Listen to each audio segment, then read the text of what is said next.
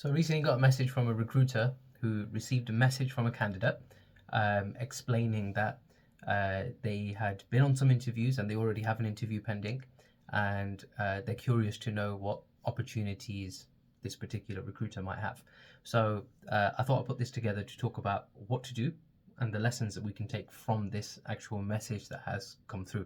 So, first and foremost, this candidate would not be making contact with another recruiter if they were really happy with, number one, the service of the other recruiter, and number two, the opportunities that are being presented to him or her. And otherwise, they wouldn't be looking. If they're conducting interviews and they're doing interviews and they feel confident that they're going to find the right opportunity, then they would be absolutely happy and fine with it. Having said that, they're clearly not. That's why they have reached out to another recruiter to see what else there is available. Or it might be the case that they only have one option and they want another one to compare against and see how that might work out. So keeping all of that in mind. So now the course of action to take from this point onwards is dependent on where you are in your journey. And I'm gonna paint this picture like as if you're a beginner, you're an experienced recruiter, and how we would do this. We would work with this as well. So number one is this candidate already has their CV ready. So ask for the CV straight away and arrange a time to speak. And if you can do it straight away, like just give your phone number, let me talk to you right now, go and have that conversation immediately. So, and you want to qualify the candidate in as much detail as possible. What have you done so far? What companies have you had your CV sent to? Where else have you had interviews? Like, you, at the end of the day, you do not want to be doubling up any applications, and you want to make sure that you're not doing that. So if you have opportunities that you're working on that you believe would be a good fit for this candidate, then you tell them about those opportunities. And if you don't have any, then you explain to the candidate that you're going to do the work that I'm about to describe, which is you're going to start contacting some of the companies who could hire this particular person. So this all depends on your niche and your focus, and just making sure that the candidate is in the niche that you work in. And as long as you focus in that area and you stay in that place, then you'll be absolutely fine. Okay, so number one, if you are a beginner, so I'm going to do it in three ways. So if you're a beginner, complete beginner, never worked in recruitment, or you're brand new into getting your agency, or you're brand new into recruitment, you do it like this. And then I'm going to do it as an experienced, and then also how we would do it as well. So if you're a beginner and let's just say this is the first time that you've got a message like this from a candidate, and the candidate has explained the circumstances, and you've had that conversation with them, you've got their CV now. What you're going to do is ultimately your biggest driver is to get a fee in as quickly as possible. That changes when you become a more experienced recruiter, just keeping that in mind, because now it depends on quality of service and how confident you can deliver. So now if you are brand new and you want to get into the race of the competition to get this candidate placed and get their job placed, find them the appropriate job, then after qualifying them and making sure you understand what their motives are, what their drivers are, the salaries that they're looking for, the commutable distance that they would cover, and you cover all of these things, then now you take that criteria and you go and find other companies that would be in the market. Now, how do you approach those companies? Well, there's a few ways. If you are inside my training community, then I've provided you a template on how you can generate an email or a LinkedIn template so that you can send the CV. So now, let's just say you're brand new, you've got no money whatsoever. You can get a free trial on LinkedIn Sales Navigator or LinkedIn Recruiter. Like, go with the one that gives you the most amount of in-mail credits. And you find the hiring managers for that match up with the type of company that this candidate, including the location, that they would consider. And you remove the candidate's details, and you can send the CV to them describing, or you can not send the CV and you can just describe their experience. Like, there are two options, and you've got to play with what is the most receptive way in your niche and in your market for how hiring managers are happy to be contacted. So that's one way, just asking the question like, look, I've got this person, I'm representing them, and they're on the lookout for a new opportunity. Would you be interested in having a conversation with them, or do you have a need for this particular person? That's one way. The second way is, and I only recommend this because if you don't have any money, then or your tight on investment, is you can cold call, and you can call these companies and explain to them, hey, Mr. Whoever you get through to on the phone, just say, hey, look, I'm a recruitment consultant and I'm representing a candidate who is of this caliber, this seniority, this specialism. This is what I specialize in recruiting, and they're on the lookout for a new opportunity. I'm wondering if you have any vacant positions. You start the conversation there, and it may well be that you'll come across some challenges in terms of we're working with other recruiters, or we have a PSL and so on, and you can still find the hiring manager on LinkedIn, or even ask for their contact details and say, look, I want to send you the CV, and then we can have a follow-up phone call. So keep it really simple. Send the CV to companies. The process is send the CV to companies who are recruiting for that position. Also send the CV to companies who hire for these positions, but you haven't maybe not engaged with them, in which case you remove the candidate's personal details so they can't identify who it is exactly. And you go through all the means to make sure that you make contact with them. Like, you can email them, you can call them, in the office. If you've got mobile numbers, call them on mobile numbers. And when you consider all of these avenues, this is like a few days worth of work in terms of following up, chasing, tracking the companies that are hiring, the companies that are not hiring. Like, you can go on job boards and even see who are the companies that are advertising, and that will give you all of the places that are very likely to respond back to you when you do send the CV across to them. So that's one part of it.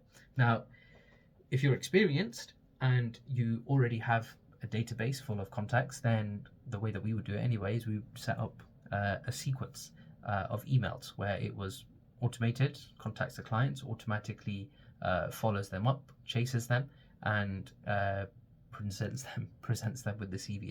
It's a quicker way to do it once you've got the contacts in place. Now, you can use a email system, so like some of the ones that I've mentioned inside my free group, and you can use that as a way to start the conversation with the client.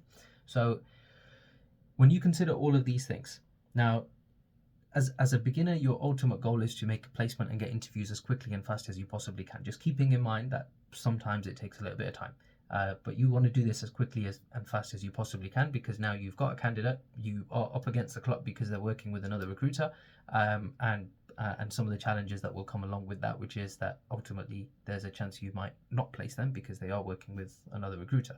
So this is actually one of my least favorite ways of working when it comes to candidates. But as a beginner and at the earlier stages of your journey, you want to get some cash in the bank, so you go ahead and you do it.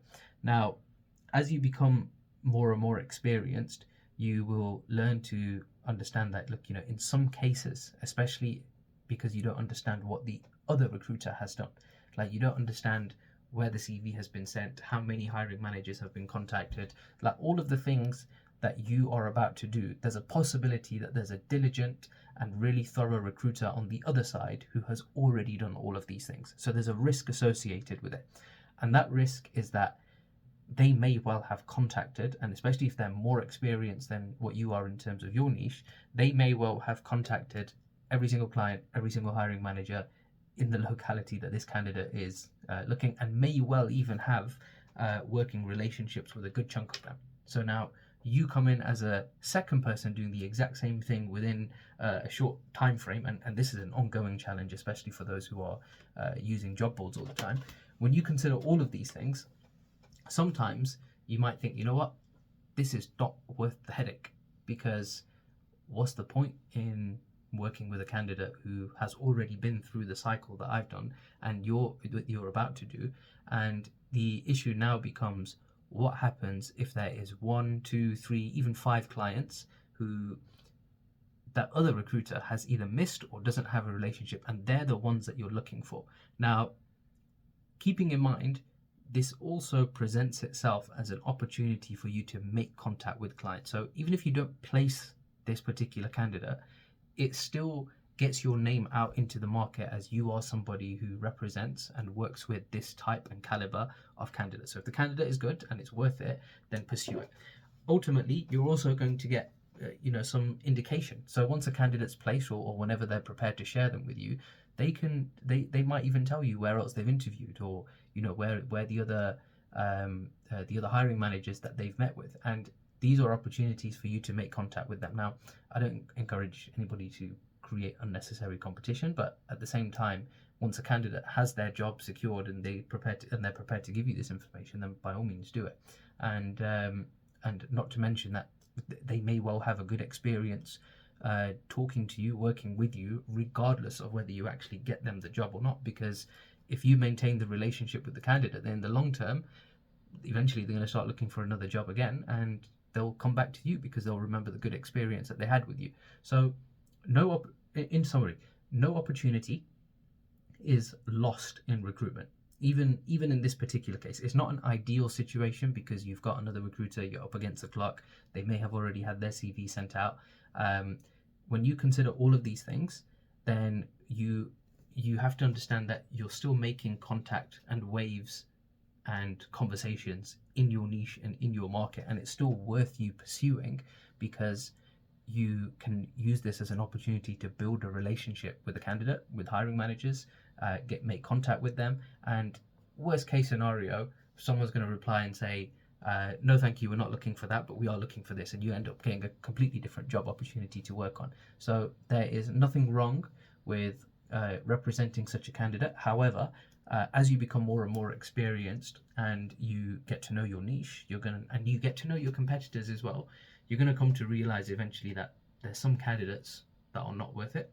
And especially when you have sometimes an overlapping clients with your competitors and you recognize their names, you're going to come to realize that there's some candidates that are just not worth pursuing, depending on who they've spoken to, because you have so many similar clients.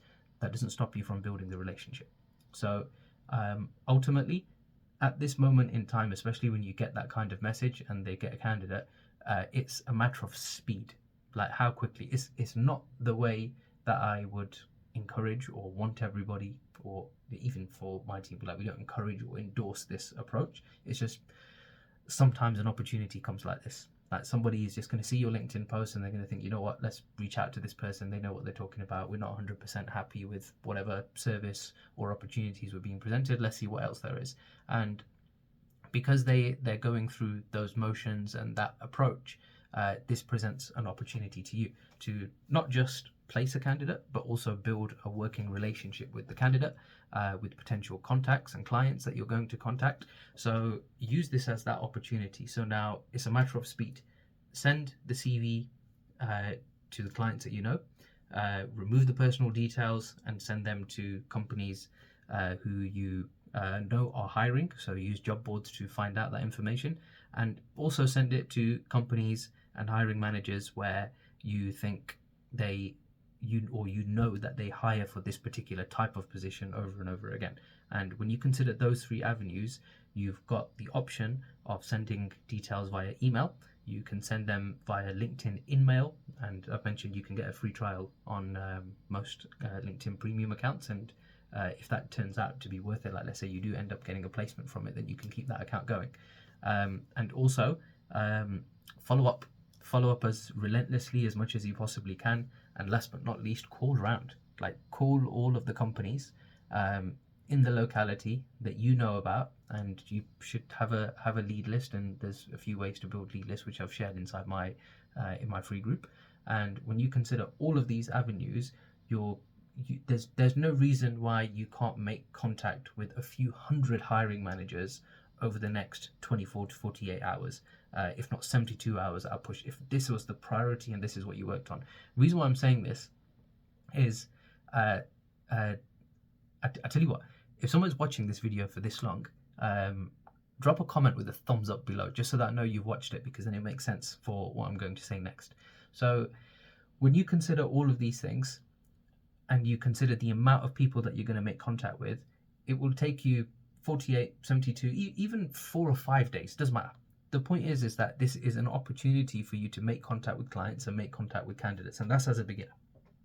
As an experienced recruiter, you're already going to know about the types of companies that hire these types of people, the people that you're representing, and you're you're going to already have an inclination of where they've been sent and where they've not been sent, and whether it's worth you pursuing or not. That's the difference between being experienced and inexperienced as a recruitment consultant and agency owner. In terms of how we would do it, we take the experienced approach and we pile on the automation element. So it would take us the best part of a few hours to make sure all the hiring managers and points of contact have received all of the information that they need in relation to this particular candidate's profile. And sometimes, depending on candidate flow, we could be launching 5 or 6 of these campaigns on a daily basis, and that's just because of volume over an extended period of time. So use everything to your advantage. If you've got a candidate like this, especially if you're a beginner, then just go for it and contact as many hiring managers as you possibly can.